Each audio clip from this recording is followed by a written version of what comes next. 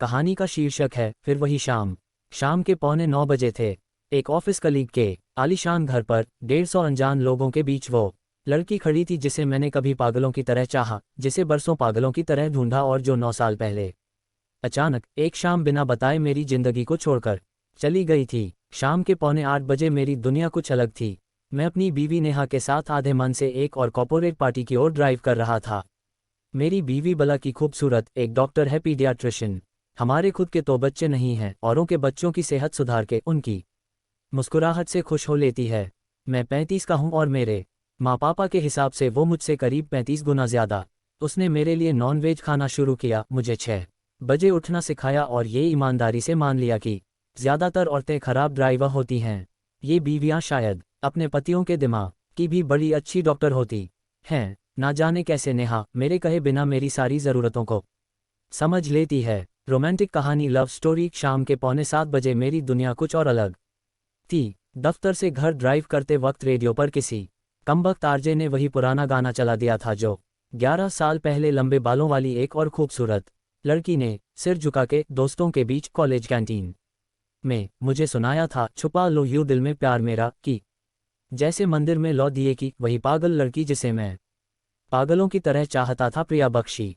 उस दोपहर के 11 साल बाद रात के 8:45 वही लंबे बालों वाली प्रिया मुझसे अनजान, मुझसे कुछ दूर खड़ी थी। अचानक हेड ऑफ मार्केटिंग आशीष कौल ने मेरे कंधे पर थपथपाते हुए कहा, ब्रदर मेरी वाइफ से मिलो। प्रिया, जो मेरी बीवी ना बन सकी, वो मेरे कलीग की बीवी बनकर मेरे सामने खड़ी थी। प्रिया कौल। उसने बिना कुछ कहे अपना हाथ मेरी ओर बढ़ाया। हमने अजनबियों की तरह हाथ मिलाया। उसके होंठों पर फर्जी मुस्कुराहट थी, लेकिन उसकी उंगलियों में अभी भी वही मासूम हरारत थी।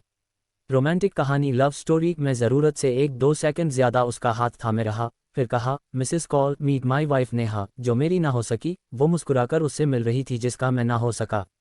मेरी डॉक्टर बीवी को शायद कोई डॉक्टर कलीग दिख गया और एक्सक्यूज मी कहकर वो एक और चली गई। प्रिया का जिंदादिल हस्बैंड हाथ मैंड्रिन लिए अपने यारों की टोली में गुम हो गया। मैं और प्रिया 9 साल बाद फिर आमने सामने खड़े थे। मैंने पूछा, तुम उस रात क्यों नहीं आई? मैं रेलवे स्टेशन पर मैगजीन स्टॉल के सामने 6 घंटे तक तुम्हारा इंतजार करता रहा था। हर 5वें मिनट सीढ़ियों की तरफ देखते हुए अपने हाथ में सेकंड क्लास की 2 टिकटें लिए मैं उस सदी की रात ठंडी लकड़ी की बेंच पर बैठा रहा था।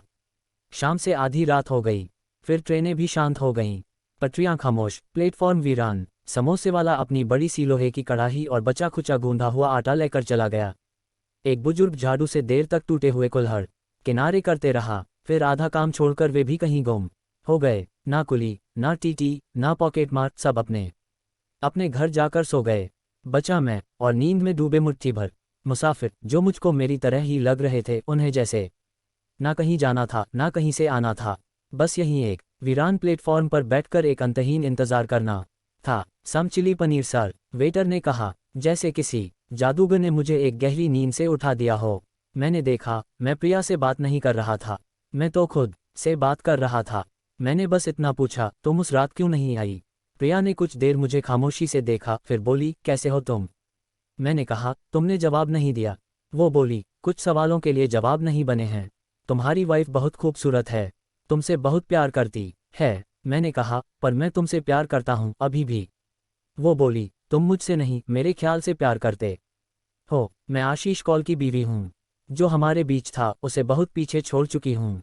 खुश हूँ और रेलवे स्टेशन पर नहीं, अपने हस्बैंड के कलीग के साथ पूल साइड लॉन में खड़ी हूँ। जो वक्त हमने एक साथ बिताया वो बेहद खूबसूरत था, लेकिन वो बीत गया। उसे जब तक थाम कर रखोगे सिर्फ तकलीफ मिलेगी।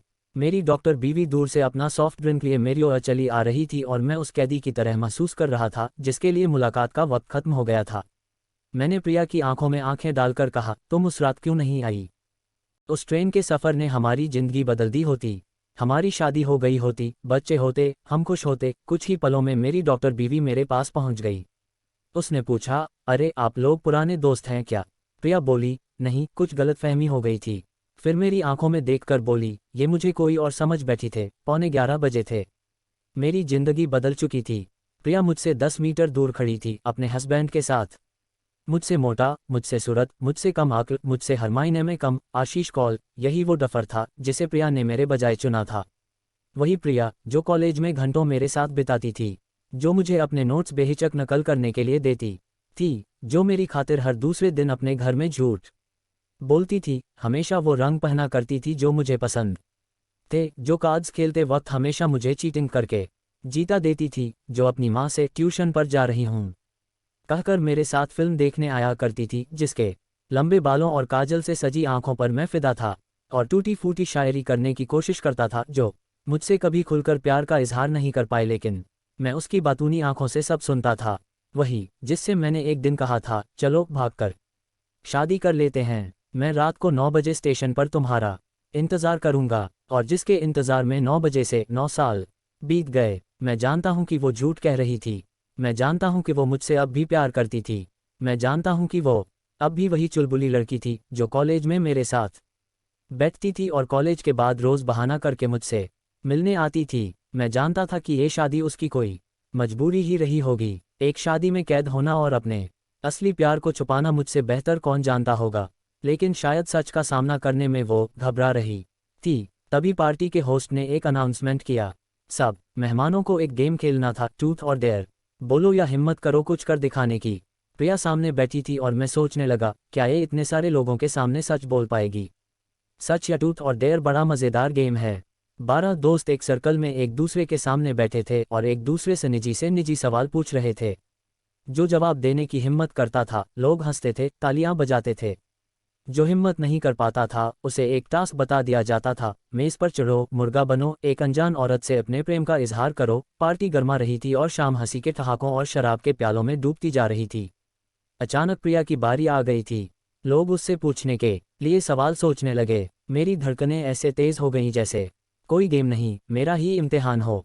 कोई और पूछ पाता, उससे पहले मैंने ही पूछ लिया, शादी के पहले प्यार हुआ है आपको? महफिल अचानक खामोश हो गई। कुछ लोगों ने उसके पति को छेड़ना शुरू कर दिया।